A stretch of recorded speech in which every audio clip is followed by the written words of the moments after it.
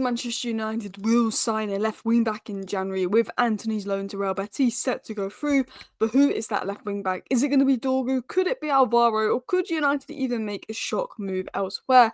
Well, as things stand, it looks like it's going to be Dorgu. But there is a little bit of difference in the valuation of the price. But with the player saying yes to Manchester United, pushing to move to Manchester United, and United sets up their bid, there's a feeling Dorgu to Manchester United will be a done deal. But it might not be the only done deal. There's also talk of Manchester United working on another signing on top of Dorgu, although that signing is maybe more of an attacking player dependent on what happens with either Rashford or Alejandro Garnacho. Now, while the Rashford news has gone a bit quiet, I think we're just going to have to wait and see what happens with Barcelona.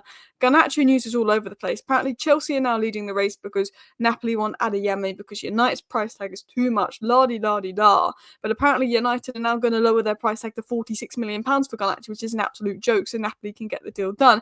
Absolute joke if that is the case. What is the latest in the Garnacho news? What is the latest? Because we're also going to talk about Tyler Dibbling now having a higher price tag than Alejandro Garnacho, which is an absolute load of BS, by the way. Well, it's not lies, but it's BS if Southampton can get more for Dibbling when they're going to get relegated than we can get for Garnacho. Let's be honest. We're going to talk about all the news. We're going to talk about all the updates. We're going to talk about the real reason Garnacho is being sold and why it's actually very beneficial for Ineos in terms of PSR, in terms of our spending player. And I think maybe the main reason United are looking to get Garnacho out. But yeah, let's start by talking about this here. So, Manchester United will sign a new left wing back, no doubts. Talks for Patrick Dorgu continue after €27 million bid rejected. United also have more options in this, including Alvaro Fernandez with an €18 million buyback clause, which is £15 million. I like Dorgu. Profile-wise, I think Dorgu is a better fit for Amorim's system long term, but right now I'd say Alvaro, from what I've seen, is maybe the more ready player, which is crazy because we only sold him a year ago. Well done, Ten Hag. Value for money, we may go for Alvaro, but I really like Dorgu. I do think he's a really good fit for Amorim's system, and I think he's a bit more attacking minded, and I think that's why we're probably going for him over Alvaro. But if it gets to over 30 million, for me, I wouldn't pay more than £28 million, which is maybe €32 million for him. We've got to make sure we don't get mugged off. It was said the only formal offer for Patrick Dorgu at Lecce is that from Manchester United, and Dorgu himself is pushing for the deal to happen.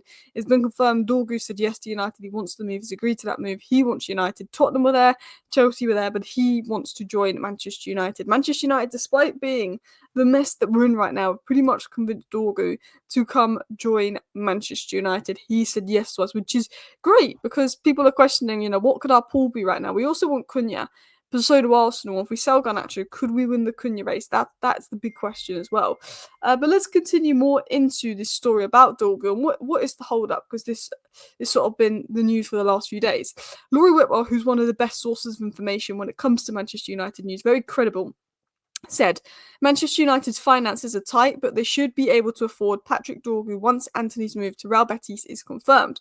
Betis is set to contribute to Antony's Brazilian salary, which would free up funds for the new arrival. Now, what we do know is Betis are barely even going to pay half of Antony's salary, but considering how much Antony's on a week, it does free up space for potentially the arrival of Patrick Dorgu. So maybe it's one of those where we haven't made we're probably waiting for Antony's loan to go through because he wasn't training today. Even though we've got Here We Go from Romano, just some final documents and details need to be signed. And once Antony's move goes through, I think it will be a case of then, yes, we go out and we probably get the Dorgu done and over the line. I think the Napoli Di Marzio story that came out earlier maybe was a little bit of a game to scare United into bidding a bit higher, or Napoli trying to play us into giving them Garnacho for the price that they want. But I think we're going to get Dorgu. I think if we don't get him, we just get Alvaro, and I think we will sign a left wing back. We're just sort of waiting on the Antony situation. I do feel positive that a left wing back signing will be coming in, and I didn't say that a week ago, which I'm glad of. It was said that United are willing to exceed €30 million with their second offer for Dorgu, which should get a deal done. Lecce want £34 million. United have indicated the willingness to go to £25 million. I think £29 million. Get the deal done, get it wrapped out, get Antony out, bish, bash, bosh. But obviously, there is talk of Manchester United bringing in a second signing, not just Dorgu. And that second signing have we been linked to attackers, Cunha, Delap, and Buemo, and of course, Jonathan David. Now, of course, I keep talking about Cunha. He is the dream. If you're going to replace Garnacho, it would be Cunha. And one of the reasons I think Man United want to replace Garnacho is because we clearly need to spend a lot of money on the Ruben Amorim. You've got to look at it in the fact of that we are we brought in a new manager that plays really different to the last manager, and we spent 600 million, and now all the wingers need to go. The fullbacks don't suit the system. We don't even have wide channel defenders. It's this whole mess at the club right now because this manager plays very different football. So United need the money, and that's why Garnacho's up for sale, because if United were to sell Garnacho, they would be able to spend up to 180 million due to PSR rules for 60 million. Now 180 million gets you Cunha, it gets you Gyökeres, and it also gets you Dorgu, and it can probably get you a midfielder as well. Let's say that Cunha £60 million, Gyökeres £60 million, Dorgu £30 million, and then you've got 30 million to spend on midfielder. I can see why United want to sell Garnacho. I only want to sell Garnacho for the right price. I would rather wait till summer. I think we're writing Garnacho off too early. I don't want us saying, yeah, we'll sell Garnacho for 46 million because we're desperate. No, push for that 60 million. Push for that 60 million. Do not let Napoli mug you off, because there's one thing selling an academy player before he's reached his potential, and there's one thing just selling him on the cheap. Sell Garnacho, get your money's worth for him, 100%. Get your money's worth for him if you're going to sell him. I get that he probably doesn't suit Amorim's system. I get that he's a player that needs to go, but this is the January window. We can ask for a high price, but better not be mugged off.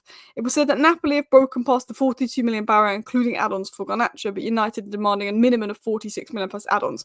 There's talk of Manchester United willing to do a deal for 46 million pounds with add-ons taking it to 50 million pounds. I'm sorry, whether you like Garnacho or not, and a lot of people are saying, "Oh, just sell Garnacho, he's rubbish. We can get 180 million to spend." No.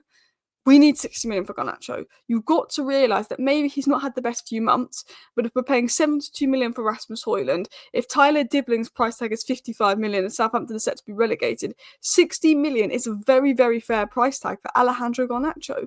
When you look at the winger market out there, it really is a fair price for Alejandro Garnacho. Rafael Leao's over £100 million. Nico Williams had a stinker versus Besiktas today. He's got a release clause, otherwise he'd be £100 million.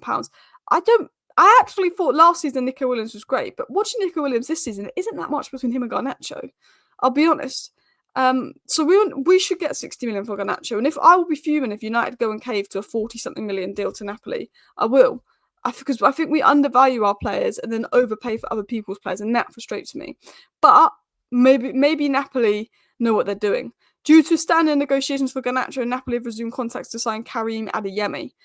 I think this is Napoli trying to get us to lower our price for Garnacho. Napoli always sell players for what they want to sell them for, and always buy players for what they want to do. Napoli are a very difficult team to negotiate with, and the way I see it is, this is Napoli saying, lower your Garnacho fee. I think this is Napoli trying to scare us into lowering the Garnacho fee.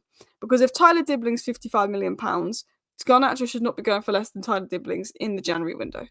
I think that if you sell Garnacho for £60 million and it's going to be invested in Cunha, and Cunha's a better fit for the squad, I am more than happy with that. I understand having to sell Garnacho. He's not the best fit for the system. But just because of a few ball months, let's not sell him on the cheap when he could have world-class potential. If we sack Cameron and we go back to a manager that plays a 4-3-3 and Garnacho develops into a top player, we'll be regretting that in a few years' time. I think we're so reactionary as a fan base. So many people saying Garnacho is trash, Garnacho is rubbish.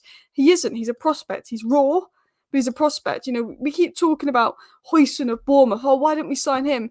Casado when he was at Brighton. Why didn't we sign him? Prospects. But we have Euro, we have Maino, we have Garnacho. We need to be patient with our own prospects. Stop trying to praise someone else's. Maybe our prospects aren't doing as well because they're thrown in an unstable environment. Continuing on, discussions between Manchester United and Napoli are ongoing over a deal in the region of 50 million plus add-ons for Garnacho. Further talks planned between the clubs in Milan today.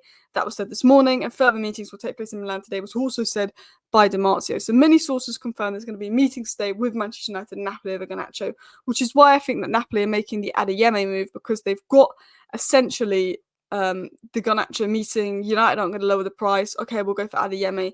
I think it's scare tactics to get United into lowering the price. I think this could drag on to deadline day, but I still think Garnacho is the guy that Napoli want.